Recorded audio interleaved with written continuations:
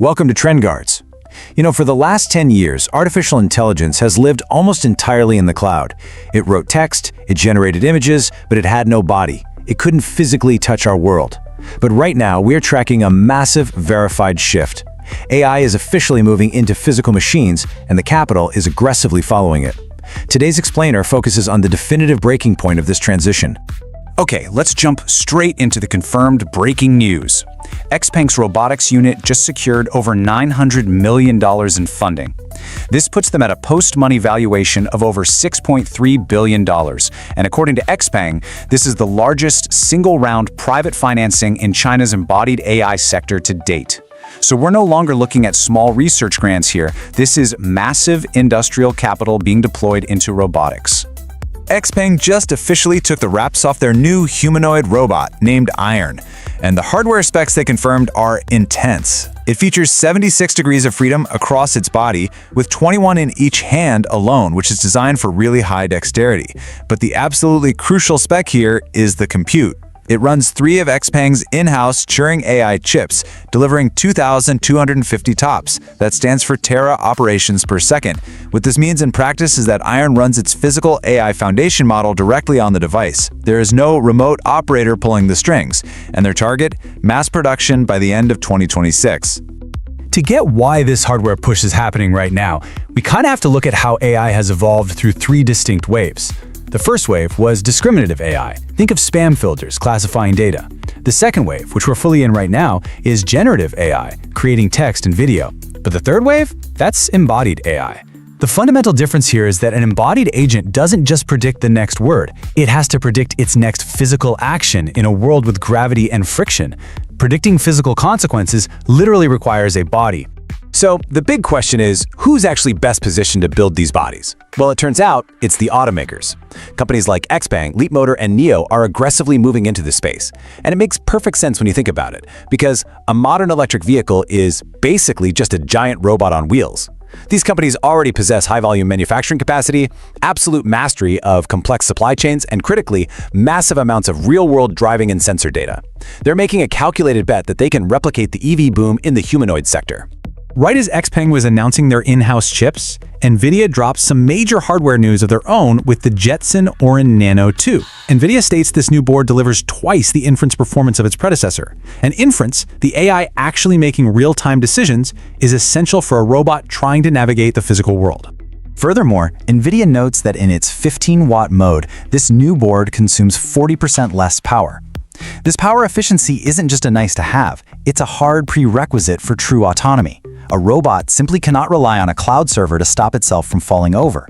Network latency is way too slow for that. It needs its brain right there on board. And this new hardware allows developers to run powerful open models like Gemma 4 and Qwen 3 directly on the machine without completely draining the battery in 5 minutes. Now, despite all this hardware progress, there's a massive software hurdle. To clear it, developers are trying to build what they call world models. A world model is fundamentally different from a large language model. It has to deeply understand space, objects, physics, and causality in a physical environment. For example, it needs to know that if it drops a glass cup on a tile floor, that cup will shatter. You just cannot teach that kind of physical intuition by feeding it text. Think about how we train chatbots today. We can basically just scrape the entire text-based internet. All that data is already digitized and waiting for us. But for a robot, there is no internet of physical interactions to just download. Every single step, every grasp, every failure has to be physically captured or simulated from scratch. That's exactly why companies like Ace Robotics are currently aiming to collect tens of millions of hours of real-world interaction data. Data collection right now is absolutely the biggest bottleneck in embodied AI. So when does this actually hit the mainstream? Based strictly on statements from the companies themselves, we're seeing a pretty wide range of expert projections. We know XPeng is targeting mass production for Aron by the end of 2026. Shortly after that, Ace Robotics chairman Wang Xiaogang projects we'll see the ChatGPT moment for robots by the end of 2027. However, Wang Xingxing, the CEO of Unitree, offers a much wider, more conservative estimate, placing this breakthrough anywhere from 2 to 10 years out, stretching the timeline to potentially 2036. Keep in mind, these are expert projections, not guaranteed facts. But we should probably clarify what a ChatGPT moment actually means for a physical robot. According to the Unitree CEO, it isn't a heavily scripted, pre-programmed video demo. The true breakthrough is robust autonomy in the messy, completely unpredictable real world. Specifically, he defines it as a robot being able to complete roughly 80% of generalized tasks even when placed in a completely unfamiliar environment.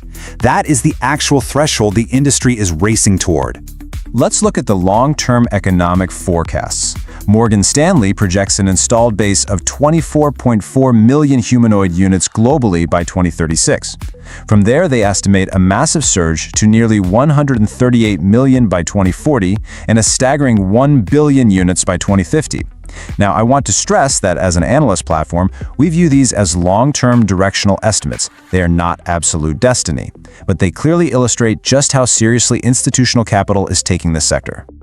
To put a financial number on all those units, Morgan Stanley projects the global humanoid market could generate $7.5 trillion in annual revenue by 2050. To put that massive number into a more neutral perspective, 7.5 trillion is roughly the size of the entire global automotive industry today, multiplied several times over.